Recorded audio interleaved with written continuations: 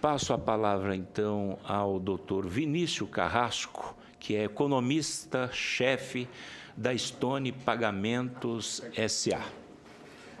Muito obrigado, senador Thaís Oliveira, pelo convite, presidente. Senador Fernando Bezerra, relator, muitíssimo obrigado, colegas de mesa. Prazer rever o Gustavo. Fico muito honrado de estar aqui, especialmente por representar uma empresa insurgente que tem se deparado com enormes desafios e dificuldades imensas para atuar no mercado de adquirência no Brasil. Somos uma empresa de tecnologia, então havia uma pergunta, eu acho, referente à sessão passada sobre investimento, inovação e tecnologia. Somos uma empresa que investimos basicamente tudo que captamos em tecnologia e atendimento ao cliente. Então, se os senhores virem estudos e pesquisas a respeito da situação dos clientes, a Stone lidera todos esses estudos. E temos uma característica que é uma característica peculiar aqui no Brasil, mas cada vez mais frequente no mundo, nos Estados Unidos e em outros mercados mais envolvidos. Somos uma empresa de adquirência sem vínculo com bancos independentes. Então, provemos serviços de adquirência sem ter nenhum vínculo com banco. Uma das vantagens de falar em segundo é que o doutor Ricardo Vieira falou muito a respeito de como o mercado se estrutura, então consigo passar rapidamente sobre alguns dos pontos e focar em algumas das questões levantadas pelo senador Bezerra e alguns dos pontos que meus colegas já fizeram. Então, de novo, tenho dois chapéus aqui, tem um chapéu da Stone Co. e tem um chapéu de professor do Departamento de Economia da PUC do Rio. Meu plano para a apresentação de hoje, eu vou passar rapidamente pela descrição do mercado, dado que isso já foi feito pelo Dr. Ricardo Vieira, falar um pouquinho do histórico da indústria no Brasil, vou falar da atuação do Banco Central, os enormes avanços regulatórios que tem havido, falar da atuação recente do CAD, avanços na defesa da concorrência, e depois vou falar sobre o que parece ser o tópico desta comissão, que é juros ao portador, mas cuja natureza não tem relação com a adquirência. A natureza de juros ao portador é uma natureza da relação do banco emissor com o portador. Então, os principais atores são o lojista, que inicia um processo de uma transação de pagamento por meio eletrônico, a bandeira, que é o arranjo de pagamentos que estabelece as regras, o banco emissor, que é quem emite o cartão para o portador, e o credenciador, que captura a transação, processa, liquida e assim por diante. Como o Dr. Ricardo Vieira mencionou, essas são as partes desse mercado. É um mercado de dois lados, então você tem um lado que é o lado dos portadores, você tem um lado dos varejistas, você tem que fazer com que esses dois lados estejam mais ou menos em equilíbrio. Não faz muito sentido, não tem muita utilidade eu usar um cartão se não tem ninguém aceitando esse cartão, tá certo? Então, em mercados de dois lados, é importante que você atue na direção de prover um equilíbrio entre esses dois lados. O banco emissor é responsável por trazer portadores para esse mercado de dois lados, o credenciador é responsável por trazer varejistas e estabelecimentos comerciais. Um pouquinho do que é o apressamento. Você faz uma transação em cartão, você paga o que chama-se de MDR, que é o Merchant Discount Rate. Esse Merchant Discount Rate tem três componentes. Tem a tarifa da bandeira, que é a tarifa que remunera o arranjo de pagamentos. Tem a tarifa de intercâmbio, que remunera o banco emissor. E tem o chamado Net MDR, que remunera o adquirente. Uma coisa muito importante para a gente distinguir aqui é que há competição no Net MDR. Então, quando o varejista vai escolher a sua credenciadora, há hoje, graças aos avanços regulatórios havido, uma série de possibilidades que fazem com que competição via preço se dê no lado da adquirência. No lado da emissão, não há tanta competição, não há nenhuma competição de fato. E como já foi apontado aqui, essa é uma tarifa que é estabelecida pela bandeira, com alguma influência do banco emissor, e acaba sendo paga pelo varejista e pelo adquirente. Então, há um componente do que os economistas chamam de externalidade associada à taxa de intercâmbio, que talvez justifique regulação, que de fato justifique regulação. Mais do que isso, a gente tem no Brasil uma estrutura vertical que faz com que a taxa de intercâmbio embora seja custo para alguns adquirentes, ela corresponde à receita em outro braço do grupo. Então, a estrutura vertical faz com que a taxa de intercâmbio possa ser um inibidor de competição e da entrada de adquirentes independentes como nós. Falar um pouquinho do histórico da indústria no Brasil. Até 2010 havia um arranjo de exclusividade entre credenciadoras e arranjo de pagamento. Então, um arranjo de pagamento tinha uma relação com uma única credenciadora, com uma única maquininha, um outro arranjo de pagamento tinha uma relação com uma outra única maquininha, tá certo? Obviamente, esse duplo monopólio ensejava uma enorme participação de mercado desses dois arranjos e credenciadoras e taxas altíssimas para os estabelecimentos comerciais. E, como consequência, supondo haver como a competição intensa no varejo, maiores taxas e maior custo de consumo por parte dos consumidores. Ao longo dos últimos anos, tem havido uma série de avanços e medidas por parte do Banco Central que têm estimulado a competição nesse mercado. Então, houve o fim da exclusividade dos arranjos bandeira credenciadoras em 2010, a abertura de bandeiras para arranjos maiores de 20 bi por ano lá em 2014, tratamento não discriminatório de abertura de bandeiras em 2016, isso é muito importante, você tratar de maneira discriminatória potenciais adquirentes é um fator inibidor de competição. O último highlight que eu tenho ali em 2018 é a regulação do intercâmbio do débito por parte do Banco Central há 1 mês e meio, se não me engano. De novo, há justificativas tanto do ponto de vista de externalidades quanto justificativas do ponto de vista de competição para você fazer isso. Deixa eu falar um pouquinho de competição agora. Um pouco das participações, acho que o doutor Caraveiro mencionou isso, mas deixa eu falar um pouco de competição e os diferentes componentes da taxa paga pelo varejista quando uma transação por meio de um meio de pagamento se dá eletrônico. Então, a curva em laranja é a taxa total. Tudo bem? Aquela taxa total, elas estão em escalas diferentes, obviamente, mas aquela taxa total inclui a tarifa da bandeira, a tarifa de intercâmbio e a remuneração do varejista. A remuneração da credenciadora, o net MDR, da maquininha.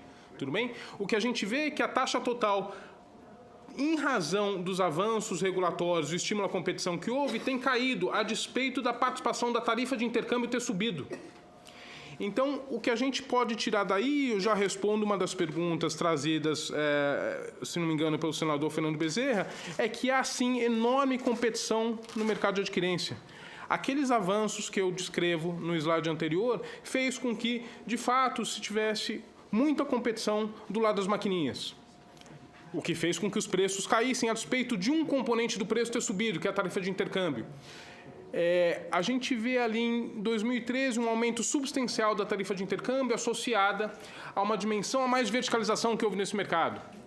Um arranjo de pagamentos vinculado a bancos emissores que controlam esse arranjo de pagamento e a credenciadoras também controladas por esses bancos. Então, o que eu quero apontar ali é que a verticalização é um fator que acaba por levar as tarifas de intercâmbio para cima, o que talvez justifique a atuação do Banco Central por meio da introdução de um limite, de um cap. Não há nenhuma distinção entre os argumentos que justificam o cap na tarifa de intercâmbio para transações de débito vis-à-vis transações de crédito. Então, quaisquer justificativas que haja para que você introduza um cap na tarifa de intercâmbio para transações de débito se aplicam ipsis literis para uma transação em crédito. Tudo bem?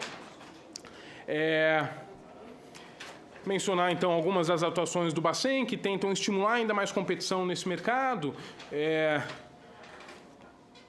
A última foi a implantação do limite de intercâmbio em transações por débito. O ofensor da taxa paga por uma transação parece ser a tarifa de intercâmbio, então um limite nessa tarifa de intercâmbio, junto com o fato de parecer haver substancial competição no mercado de credenciamento, vai naturalmente redundar em menores taxas, em repasse para varejistas e para consumidores. Então, em mercados nos quais você tem substancial competição, o pass-through, o repasse de uma diminuição de custos para o preço final é grande. Há evidência de que há substancial competição no mercado de credenciamento. Então, a gente espera, sim, também uma pergunta levantada pelo senador Fernando Bezerra, que esse cap no intercâmbio seja repassado aos preços pagos por varejistas e consumidores. Também eu preciso mencionar a atuação do CAD, tratando de uma série de questões anticompetitivas ensejadas pela verticalização da indústria. arranjos que tentam emular contratos de exclusividade, práticas discriminatórias entre bancos dominantes e credenciadoras verticalizadas e assim por diante. Tem sido alvo de análise e estudo por parte do CAD. Então, essas são dimensões que também vão estimular mais competição nesse mercado, menores taxas para o varejista. Deixa eu falar um pouquinho, para terminar aqui minha apresentação, sobre parece objeto das audiências, juros ao portador. E eu vou usar essa oportunidade para falar um pouquinho sobre algumas das questões que o senador Fernando Bezerra levantou e alguns dos pontos que meus colegas de mesa apontaram. Então, o histórico brasileiro de altas taxas de inflação e altas taxas de juros foi o que levou a, de fato, o varejista conceder crédito por meio de aceite de cheques pré-datados ao consumidor. Mas a raiz do problema que levou a esse arranjo continua presente, altas taxas de juros. Então, não é de se surpreender o fato de que um arranjo como parcelado lojista sobreviva no mundo de menores taxas de inflação e de menores taxas de juros básicas. Por quê? Porque a taxa de juros que chega na ponta consumidora continua bastante alta. O financiamento de uma compra a prazo por meio do parcelado lojista é a forma mais barata de você financiar uma compra a prazo. Por quê? Porque, por meio dos recebíveis que essa transação gera, o varejista pode estimular a competição, pode levar esses recebíveis para um mercado mais amplo de desconto, reduzindo, de fato, a taxa a qual uma compra a prazo é financiada. Então, o que o arranjo permite é mais competição no mercado de financiamento. Então, eu acho que a raiz do problema é anterior à estabilização ou não. A raiz do problema tem a ver com o fato de que há substanciais taxas de juros prevalecendo no mercado e, por meio do uso de recebíveis, o varejista consegue, de fato, aumentar a competição no financiamento de uma compra a prazo. Deixa eu falar algumas coisas sobre prazo. Então, como o senador Fernando Bezerra perguntou, não gostaríamos de ter arranjos em que o varejista recebesse antes. Ele já recebe antes, ele já consegue antecipar os recebíveis dele. Mais do que isso, uma nova legislação permite que ele transfira, repasse o custo da antecipação para o consumidor. Tem havido documentação de que a lei que permite a discriminação de pagamentos em diferentes preços tem prevalecido. Então, a gente tem visto o aumento do uso de discriminação de preços por meio de formas de pagamento. Então, o varejista já pode receber em D+2, ele já pode antecipar os recebíveis dele, mais do que isso, pode transferir o custo disso para o portador, por meio de discriminação de preços. Mencionou-se também um novo produto de crédito em que teria-se tarifas de intercâmbio menores. Eu me pergunto por que as tarifas de intercâmbio menores não podem se aplicar aos outros produtos. A tarifa de intercâmbio deveria remunerar a plataforma, que é esse mercado de dois lados. Se você consegue remunerar a plataforma de dois lados por meio de uma tarifa menor num produto, você poderia estender essa tarifa de intercâmbio menor para outros produtos. O que mais que eu queria dizer aqui? O doutor Paulo Samucchi fez menção à possibilidade de um uso mais intenso de recebíveis por parte do varejista e o aumento de competição como uma forma de baratear as taxas que prevalecem no financiamento de compras a prazo.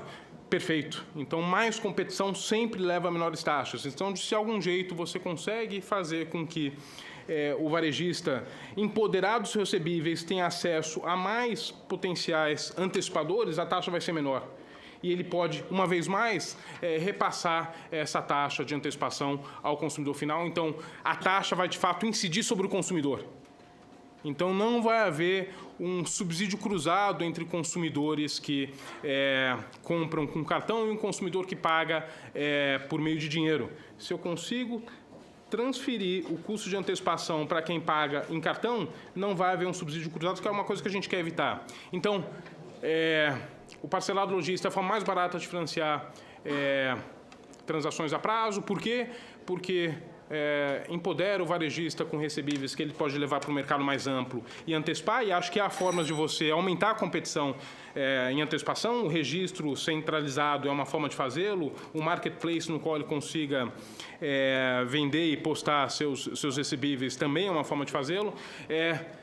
Isso só vai intensificar o quão mais eficiente é essa forma de você financiar uma transação a prazo. Com relação a juros ao portador, assim, de novo, o que a gente quer sempre é estimular a competição. Competição, competição, competição. Então, o cadastro positivo, que foi votado nesta casa há alguns meses e cujos destaques serão votados nos próximos dias na Câmara, é um grande instrumento de aumento de competição. Você, com mais informação, permite fazer ofertas mais agressivas pelo crédito de um tomador de outro banco. Tudo bem?